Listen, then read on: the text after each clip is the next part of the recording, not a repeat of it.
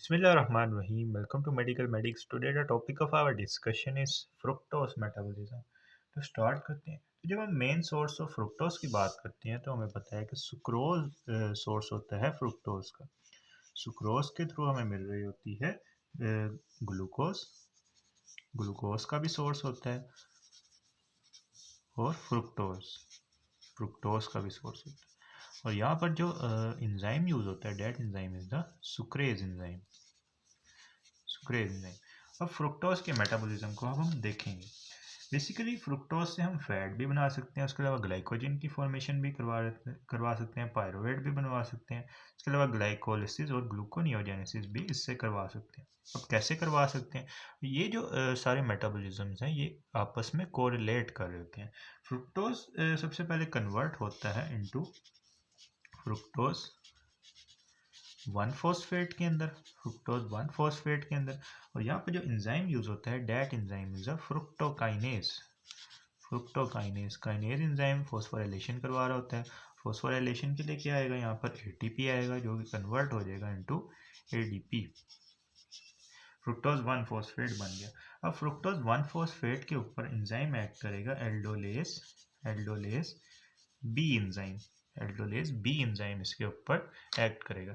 Aldolase B जब इसके ऊपर एक्ट करेगा तो ये दो प्रोडक्ट्स के अंदर टूट जाएगा, यानी फ्रुक्टोज 1 फॉस्फेट दो प्रोडक्ट्स के अंदर टूट जाएगा। एक प्रोडक्ट होगा ग्लिसरल्डिहाइड,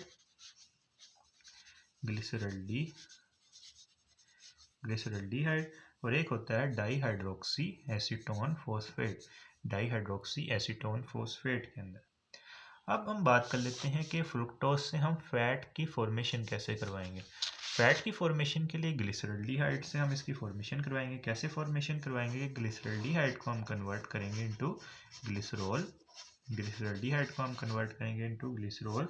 और यहाँ पर जो एंजाइम यूज होता है that enzyme is the alcohol dehydrogenase, alcohol dehydrogenase यहाँ पर यूज करेंगे। डिहाइड्रोजिनेशन करवाएंगे, इसका मतलब यहाँ पर NaDH plus H positive use करेंगे जो कि कन्वर्ट हो जाएगा इनटू NaD पॉजिटिव। तो इस तरह से ग्लिसरॉल बन गया। अब इस ग्लिसरॉल की हम फॉस्फोराइलेशन करवा देंगे, काइनेज या ग्लिसरॉल काइनेज यहाँ पर यूज करेंगे। फॉस्फोराइलेशन के लिए ATP आएगा और वो कन्वर्ट हो जाएगा इनटू ADP। इस तरह से हमारे पास बन जाएगा ग्लिसरॉल 3 फॉस्फेट।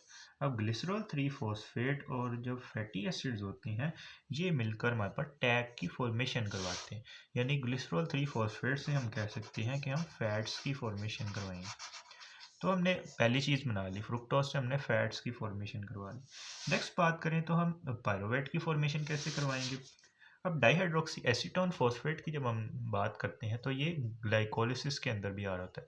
तो जब ग्लाइकोजेनिक ग्लाइकोलिसिस वाले इसके ऊपर एंजाइम एक्ट करेंगे तो ये डाईहाइड्रोक्सी एसीटोन फॉस्फेट कन्वर्ट होगा सबसे पहले ग्लिसरल्डिहाइड 3 फॉस्फेट के अंदर, फिर उधर से सारे ग्लाइकोलिसिस वाले स्टेप्स होंगे और अल्टीमेटली ये कन्वर्ट हो जाएगा इनटू पायरुवेट। पायरुवेट के अंदर कन्वर्ट हो जाएगा और ये पायरुवेट फिर TCA के अंदर भी एंटर कर सकता है। तो ये दूसरा काम हो गया कि पायरुवेट की फॉर्मेशन करवा ली। सबसे पहले हमने फैट की फॉर्मेशन देखी, फिर हमने पायरुवेट की फॉर्मेशन देख ली। नेक्स्ट हम बात कर लेते हैं कि ये ग्लूकोज की फॉर्मेशन कैसे करवाएगा, यानी जो ग्लूकोनियोजेनेसिस होती है उसके अंदर कैसे इन्वॉल्व होगा। तो डाईहाइड्रोक्सी एसीटोन फॉस्फेट से हम बना सकते हैं फ्रुक्टोज 1,6 बिसफॉस्फेट। फ्रुक्टोज 1,6 बिसफॉस्फेट पे फिर एंजाइम एक्ट करता है फ्रुक्टोज 1,6 बिसफॉस्फेटेज, जिसको हमने ग्लूकोनियोजेनेसिस के अंदर देखा था। फ्रुक्टोज 1,6 बिसफॉस्फेटेज जब इसके ऊपर एक्ट करेगा, यहाँ पे देख लेते हैं कि डाईहाइड्रोक्सी एसीटोन फॉस्फेट से फ्रुक्टोज 1,6 बिसफॉस्फेट बना था। फिर इस पर एंजाइम एक्ट किया था फ्रुक्टोज 1,6 बिसफॉस्फेटेज, जिससे ये कन्वर्ट हो गया था फ्रुक्टोज 6 फॉस्फेट के अंदर। और फ्रुक्टोज 6 फॉस्फेट अल्टीमेटली वो ग्लूकोज 6 फॉस्फेट के अंदर कन्वर्ट हुआ था और ये ग्लूकोज 6 फॉस्फेट एंडोप्लाज्मिक रेटिकुलम के अंदर गया था। फिर वहाँ से हमारे पास बना था ग्लूकोज। तो इस तरह से अल्टीमेटली हम बना लेंगे ग्लूकोज। और ग्लूकोज से हमें पता है कि ग्लूकोज से हम ग्लाइकोजन की भी सिंथेसिस करवा सकते हैं, ग्लूकोज से हम ग्लाइकोजन भी बनवा सकते हैं। तो टोटल कितनी चीज़ें होगी? एक फैट्स की फॉर्मेशन करवा ली, एक हमने पायरुवेट की फॉर्मेशन करवा ली, एक हमने ग्लाइकोजन की फॉर्मेशन करवा ली, इसके अलावा ग्लाइकोलिसिस के थ्रू हमने ATP भी बनवा ली और ग्लूकोनियोजेनेसिस भी करवा ली। नेक्स्ट कुछ और बातें कर लेते हैं फ्रुक्टोज के बारे में। ये होता है हमारी 10% डाइट की कैलोरीज के अंदर, यानी जो कैलोरीज लेते हैं उसके अंदर 10% फ्रुक्टोज होता है। उसके अलावा मेन सोर्स इसका सुक्रोज होता है, और इसकी जो ट्रांसपोर्ट होती है ना, यानी जो फ्रुक्टोज की सेल के अंदर ट्रांसपोर्ट होती है, transport is not insulin dependent, वो इंसुलिन पे डिपेंड नहीं कर रही होती, नॉट इंसुलिन डिपेंडेंट।